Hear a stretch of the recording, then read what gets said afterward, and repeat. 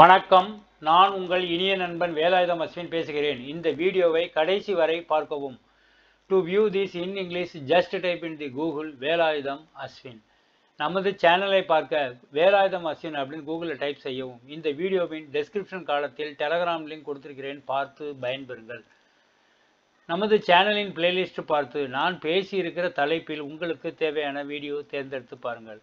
வங்கி சம்பந்தமான உங்கள் கேள்விகளுக்கு பதிலளித்திருக்கிறேன். கூகுளில் வேலாயுதம் அஸ்வின் .blogspot.com அப்படின்னு டைப் செய்யவும், அல்லது இந்த வீடியோவின் டெஸ்கிரிப்ஷன் காலத்தில் லிங்க் கொடுத்திருக்கிறேன், பார்த்து பயன்பெறுங்கள்.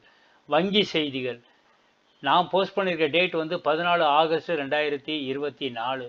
Union Bank of India 23 August 2024 அன்று ஏலத்தின் மூலம் 45 கணக்குகளில் வங்கிக்கு வரவேண்டிய ரூபாய் 2316 கோடி செயல்படாத சொத்துக்களை விற்க ஏலத்தில் கலந்து கொள்ள விருப்பம் உள்ளவர்களை அழைக்கிறது. ஆங்கிலத்தில் எக்ஸ்பிரஷன் ஆஃப் இன்ட்ரெஸ்ட்னு பேர். அதாவது என்னன்னா, யூனியன் பேங்க் ஆஃப் 23 ஆகஸ்ட் 2024 அது என்ன செய்யுது, செயல்படாத சொத்துக்களை ஏலம் விடுது. அதாவது உங்களுக்கு என்னன்னு தெரியும், பொதுவாக பேங்க்ல எப்படி ஏலம் விடுவாங்கன்னு. ஒருத்தர் பணம் தரல அப்படின்னு சொன்னால் அந்த பணத்துக்கு அவங்க அந்த பணத்துக்கு வர வேண்டிய அந்த சொத்தை ஏலத்தில் விட்டு பணத்தை எடுத்துக்கிடுவாங்க. அதே மாதிரி இப்போ உங்களுக்கு புரிகிற மாதிரி சொல்லணும்னா, யூனியன் பேங்க் ஆஃப் இந்தியாவில் 45 கணக்குன்னா ஒரு 45 பேர் வச்சிங்க. அது அவ்வளவு நினைச்சலாம் கம்பெனி கணக்காக இருக்கலாம், புரியுதுங்களா? உங்களுக்கு புரியுறதுக்காக 45 கணக்கு.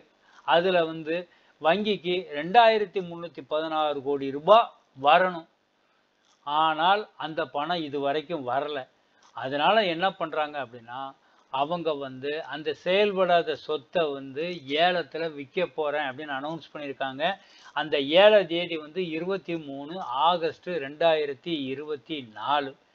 வங்கி கோட் பண்ணியிருக்கிற பிரைஸ் 1750 கோடி. இதில் இந்த 1750 கோடியும் வந்துருச்சு அப்படின்னால் அவங்களுக்கு 70 அந்த செயல்படாத சொத்தை இருக்கு இல்லையா, அதில் வர வேண்டிய பணத்தில் 75% வந்துடும். அதாவது என்ன அப்படின்னு சொன்னால், இந்த வங்கிக்கு செயல்படாத கணக்குலேருந்து வர வேண்டிய தொகை 100 ரூபான்னு வச்சுங்க. இவங்க கோட் பண்ணியிருக்க ப்ரைஸை வாங்கிட்டாங்கன்னா வங்கிக்கு 75 ரூபா வந்துடும். 25% டிஸ்கவுண்டில் அவங்க விற்றதா இதுக்கு அர்த்தம். ஸோ இதில் கலந்து கொள்ள விருப்பம் உள்ளவர்கள் 30 ஆகஸ்ட் 2024 அன்று என்ன செய்யணும், மனுக்களை கொடுக்கணும். ஏலப்பெருக்கு 5%, அதாவது அந்த ஏலத்தொகையில் 5% நீங்கள் கூட்டி கேட்கணும். ஸோ இந்த கணக்குகளுக்கான சுவிஸ் சவால் ஏலம் முறையில் ஒருவர் ஏலத்தில் பங்கு பெற்றாலும் அல்லது ஒன்றுக்கு மேற்பட்ட நிறுவனம் ஏலத்தில் பங்கு பெற்றாலும் இது என்ன அப்படின்னு சொன்னால், இப்போ உதாரணத்துக்கு என்ன பண்ணுறாங்கன்னா, எல்லாரும் ஒரு 100 ரூபா கோட் பண்ணுறாங்கன்னு வச்சுங்க. உங்களுக்கு புரிகிற மாதிரி 100 ரூபா கோட் பண்ணுறாங்கன்னு வச்சுங்க.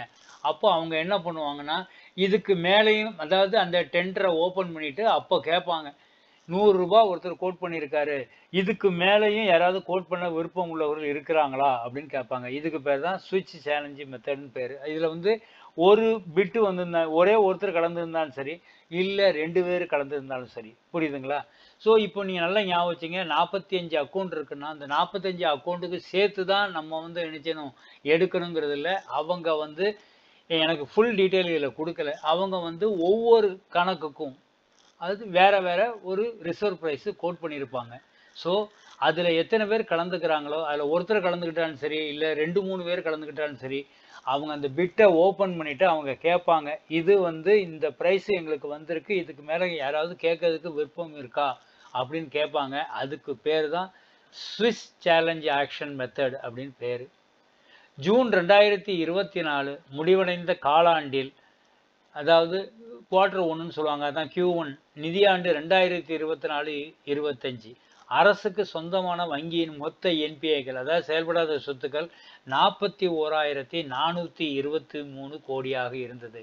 அதாவது யூனியன் பேங்க் ஆஃப் இந்தியாவுக்கு வர வேண்டிய இந்த ஜூன் மாதம் அந்த முடிவடைஞ்சில் போன, இப்போ ஆகஸ்ட் ஜூன் 2024, அதில் அந்த வங்கிக்கு 41,423 கோடி ரூபாய் வந்து என்பிஏ இருக்கு, செயல்படாத கணக்கு. அதாவது அந்த பணத்தை அவங்க கட்டல, வாங்கினவங்க கட்டல. உங்களுக்கு புரியுற மாதிரி சொல்றதா இருந்தா, இந்த ஏலத்துல யார் பங்கேற்கலாம்?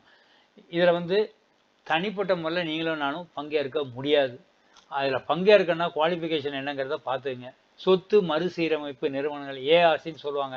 அதாவது அசட் ரீகன்ஸ்ட்ரக்ஷன் கம்பெனிஸ், அவங்க கலந்துக்கலாம். பேங்க்ஸு கூட இதில் கலந்துக்கலாம். என்பிஎஃப்சிக்கள், அதாவது வங்கி அல்லாத நிதி நிறுவனங்கள், அதாவது நான் பேங்கிங் ஃபினான்சியல் கம்பெனிஸ் அப்படின்னு சொல்லுவாங்க.